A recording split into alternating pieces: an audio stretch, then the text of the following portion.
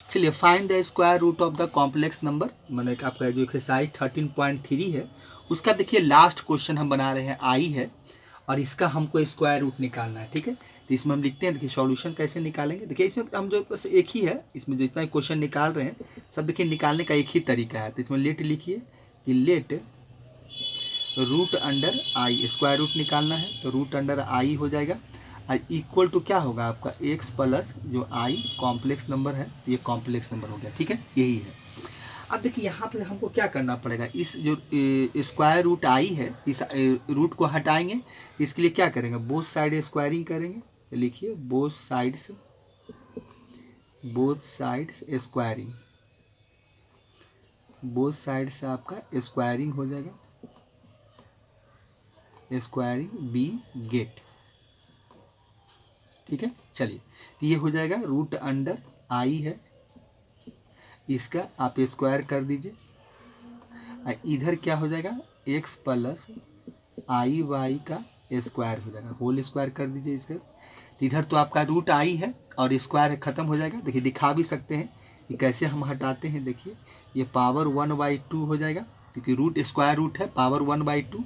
अब पूरे पावर कितना है, देखिए स्क्वायर किए हैं तब 2 है। इधर क्या है आपका एक्स प्लस आई बाई का क्या है, ये हो होल स्क्वायर है। ठीक है, चलिए तो ये पावर एक्सपोनेंट का रूल होता है, पावर पर पावर क्या होता है मल्टीप्लाई, कैंसिल आउट हो गया। तो आपको क्या मिला, आई इक्वल टू मिला एक्स प्लस आई वाई का होल स्क्वायर। ठीक है, चलिए यहाँ तक तो कर दिए। अब इसका स्क्वायर कर देते हैं, ए प्लस बी का होल स्क्वायर कर देते हैं तो ये हो जाएगा एक A square plus B square, आई बाई का स्क्वायर हो जाएगा। देखिए तो ये आई बाई का स्क्वायर स्क्वायर हो गया, अब +2 हो गया, 2ab में 2i(x) बाई हो जाएगा। ठीक है, मैंने 2ab हो गया। अब देखिए इसको थोड़ा सा सॉल्व कर लेते हैं तो एक्स स्क्वायर हो जाएगा, अब प्लस आई का स्क्वायर कर लीजिए, ये हो जाएगा आपका बाई का स्क्वायर, ये हो जाएगा 2i(xy). ठीक है, चलिए आई एस का वैल्यू क्या होता है -1, तो ये हो जाएगा एक्स स्क्वायर माइनस, देखिए माइनस यहाँ पर, चलिए बाई स्क्वायर का डायरेक्ट कर देते हैं क्योंकि वैल्यू -1 होता है, फिर 1 से मल्टीप्लाई करेंगे तो बाई रहेगा। अब प्लस हो जाएगा आपका 2i(x)y। ठीक है, चलिए यहाँ पर आपका क्या मिल रहा है, आई मिल रहा है। देखिए आई है, आई इक्वल टू हम क्या इतना वैल्यू निकाल के लाए। देखिए तो ये तो इमेजनरी क्वांटिटी है, देखिए रियल पार्ट भी है, इमेजनरी पार्ट भी है। तो इस आई को थोड़ा सा ऐसे लिख देते हैं, देखिए इसमें आप इसको ऐसे लिखिए, कॉम्प्लेक्स नंबर के फॉर्म में लिख देते हैं। तो कॉम्प्लेक्स नंबर के फॉर्म में लिखेंगे तो क्या मिलेगा, देखिए तो ये 0 हो जाएगा, रियल पार्ट यहाँ 0 कर देते हैं, अब प्लस आई कर देते हैं। देखिए ये हो जाएगा 0 + आई हो जाएगा। तो कंपेयर करेंगे by equality of complex number, तो यहाँ लिख देते हैं by equality of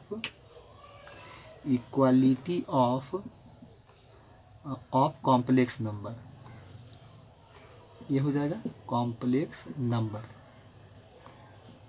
by equality of complex number. ठीक है, इसमें क्या हो जाएगा, आप कंपेयर कीजिए तो एक्स स्क्वायर ये रियल पार्ट है, यहाँ 0 रियल पार्ट है, तो ये हो जाएगा X square minus by A square equal to 0। ये इक्वेशन आपका फर्स्ट आ गया। ठीक है, अब उसके बाद फिर है आई है तो यहाँ 1 हो जाएगा, तो ये देखिए इमेजनरी पार्ट आपको यहाँ पर ये है, तो ये 2xy इक्वल टू 1 हो गया, ये इक्वेशन नंबर आपका 2 हो गया। ठीक है, चलिए अब यहाँ से हम क्या करते हैं कि एक्स स्क्वायर बाई स्क्वायर का वैल्यू हम लोग यहाँ से देखिए निकाल लेते हैं। ठीक है, चलिए यहाँ से हम लोग वैल्यू इसका निकाल लेते हैं।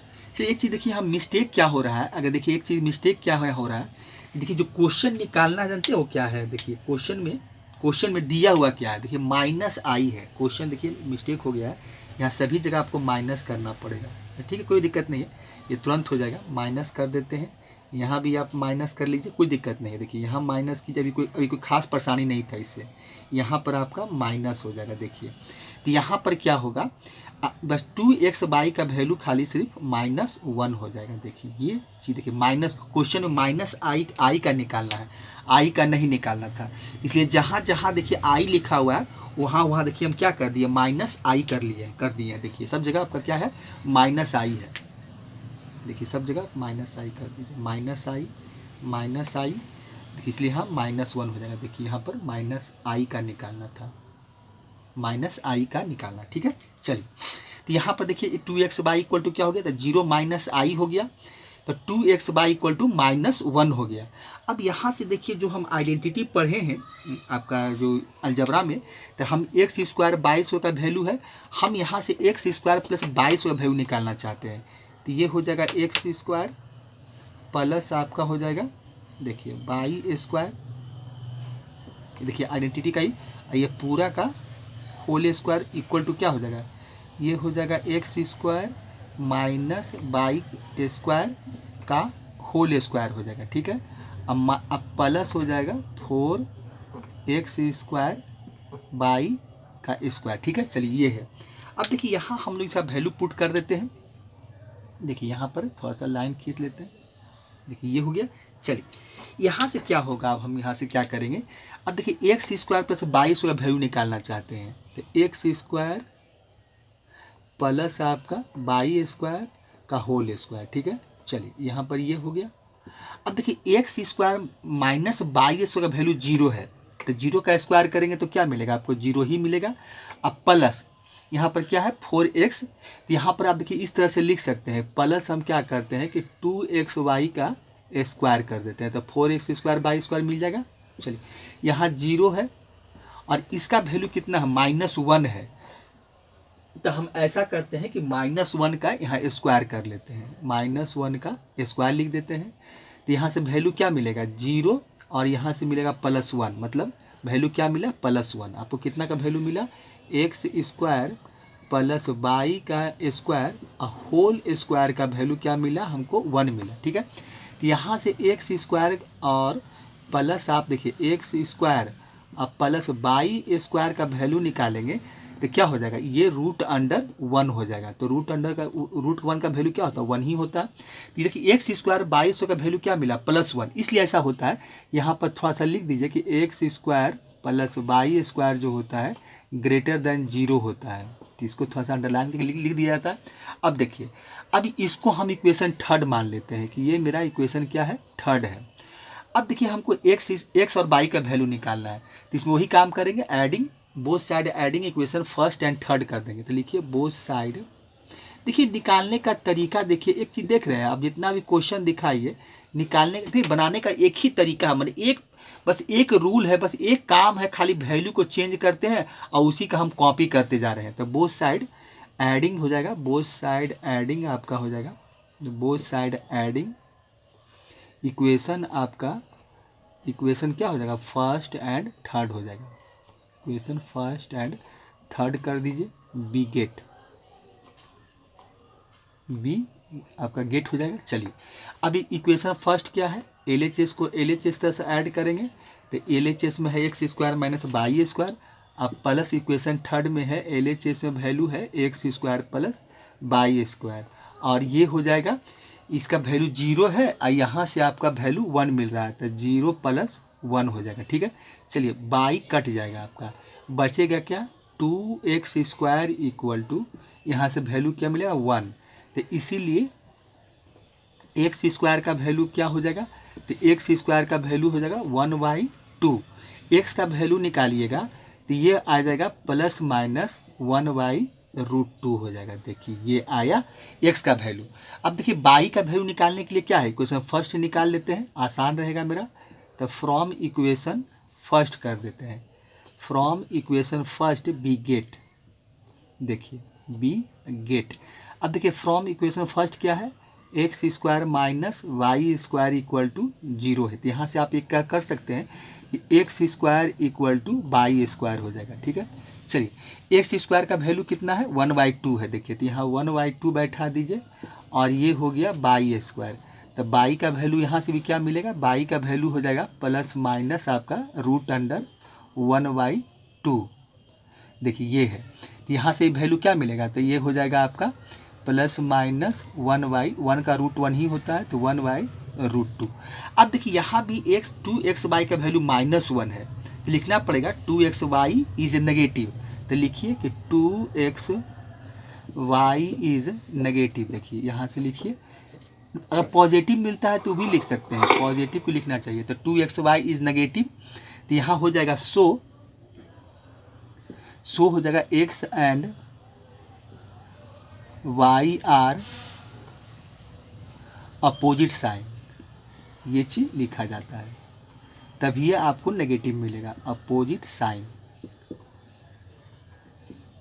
ठीक है, अब देखिए तो यहाँ से क्या करेंगे, अब x का वैल्यू, अगर जो x का वैल्यू क्या है +-√2 है, तो x का वैल्यू आप +√2 लेते हैं, देखिए यही होता है, तब y का वैल्यू आपको कंसीडर करना पड़ेगा -1/√2, ये होगा। देखिए ये हो गया।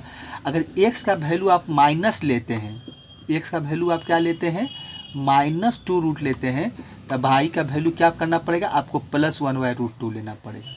इसलिए कि मल्टीप्लाई करेंगे तब ना माइनस मिलेगा, तो ऐसे माइनस तो मिलने से रहा, तो इसीलिए काम करना पड़ता है। अब देखिए वैल्यू किसका हमको निकाल रहे हैं, तो देखिए तो इसका वैल्यू क्या निकाल रहे हैं, तो क्वेश्चन मेरा क्या था, √−i का हम स्क्वायर रूट निकाल रहे हैं, तो क्या है x + iy।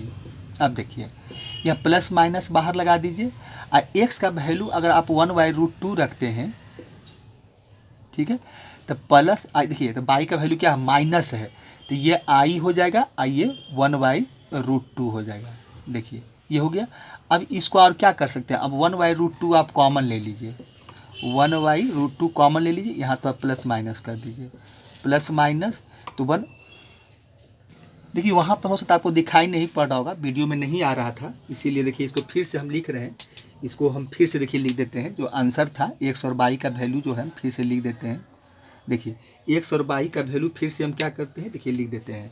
अब देखिए x और y का वैल्यू जो होगा, देखिए क्या होगा आपका,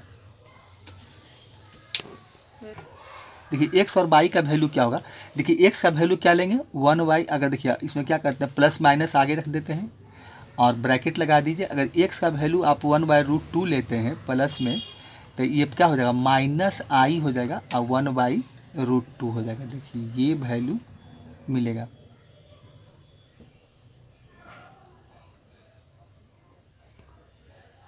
देखिए तो इसका आंसर यही हो गया। देखिए क्या होगा कि ये हम क्या किए कि -√i का जो निकाल रहे थे स्क्वायर रूट, तो x + i था, यहाँ प्लस माइनस कर दिए, तो x का वैल्यू देखिए पॉजिटिव रखे, तो y का वैल्यू क्या हो गया नेगेटिव रखे, तो वही माइनस आंसर आ गया।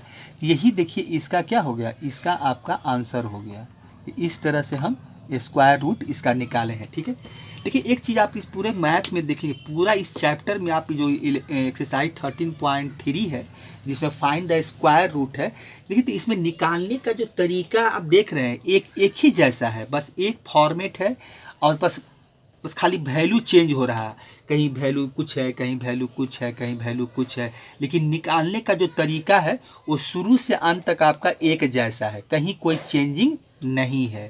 तो इस तरह से हम लोग देखिए क्वेश्चन को स्क्वायर रूट जो होता है इसी तरह से हम लोग निकालते हैं और इस तरह से हम लोग सॉल्व करते हैं।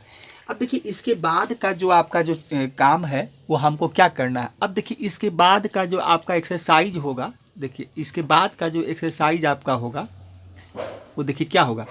अभी इसके बाद जो देखिए आपका पढ़ना है वो एक्सरसाइज क्या है आपका 13.4 है। तो 13.4 में जो हमको उसमें ज्योमेट्रिकल का काम करना पड़ेगा, क्योंकि 13.4 में उसी में आपका पोलर फॉर्म है, इसी में आपको आर्गूमेंट निकालना रहेगा, आपको मॉडुलस निकालना है, आर्गूमेंट निकालना है और पोलर फॉर्म में लिखना भी है।